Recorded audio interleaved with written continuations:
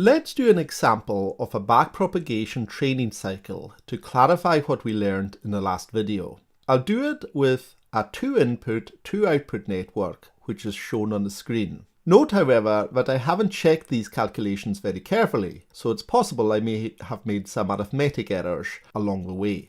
Firstly, we randomize all the weights. Here they're set from the random number generator in my calculator.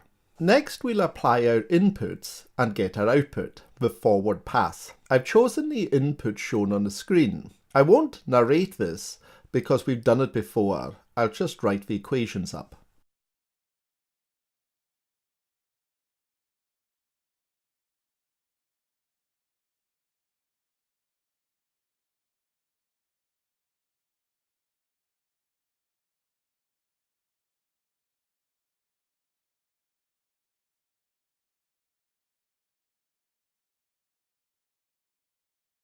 So we're now in a position to train a network by doing a reverse pass and changing the weights. Before that, however, I need the network targets. Remember that these are the outputs that I'd like the network to produce when it's presented with this pattern and once it's fully trained.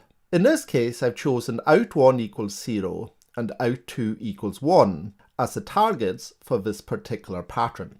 So let's start. The first thing we need to do is calculate the errors for the two output neurons. You'll remember that the formula for this is out times 1 minus out times target minus output. So for neuron C, which produces output 1, we have the output is equal to 0.719 and the target is equal to 0. So putting these into the formula, the result is shown on the screen. And for neuron D, which produces output 2, we have the output is equal to 0.707 and the target is equal to 1. Again, the calculation using these numbers is shown on the screen. We can now change the weights according to the formula that the new weight is equal to the old weight plus the error of the fed neuron times the output of the feeding neuron. So, to take weight AC, the old weight is equal to 1.5, the error of C is minus 0.145, and the output of A is 0.525. So the calculation is as shown on the screen. We can now do the other neuron in exactly the same way. Now we'll backpropagate the errors to give us the figures for the hidden layer. You might remember that this involves taking the errors from the output layer, which we've just calculated, and passing them back through their weights to generate errors for the hidden layer.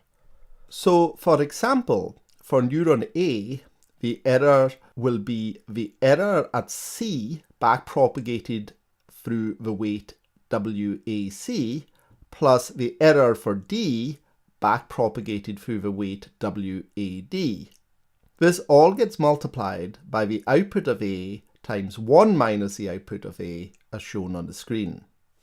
The calculation for the error for B is also shown. And so we can now use these errors to change the hidden layer weights as shown on the screen.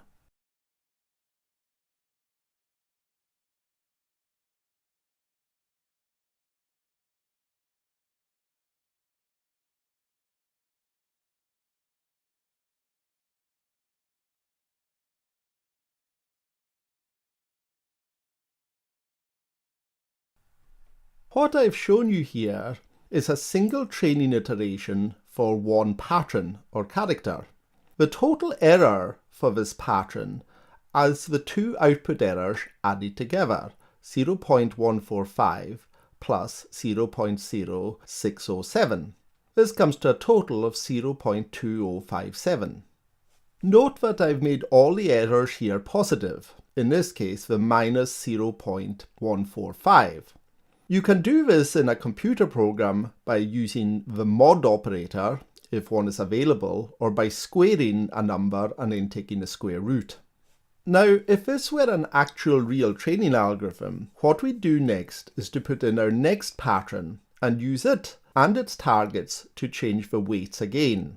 And we'd also take note of a total error for this pattern as we've just shown above. If, for example, we had 3 patterns that we wanted to train, we'd put each one in turn as shown in the diagram on the screen and change the weights. Once we'd finished with pattern 3, we would go back to pattern 1 again. We'd add up all the errors for each pattern as we went through the cycle. And if this was less than our target threshold error, we'd stop training. Once the network is trained, putting in a pattern or a corrupted version of a pattern should result in the correct target coming out of the network when we perform a forward pass.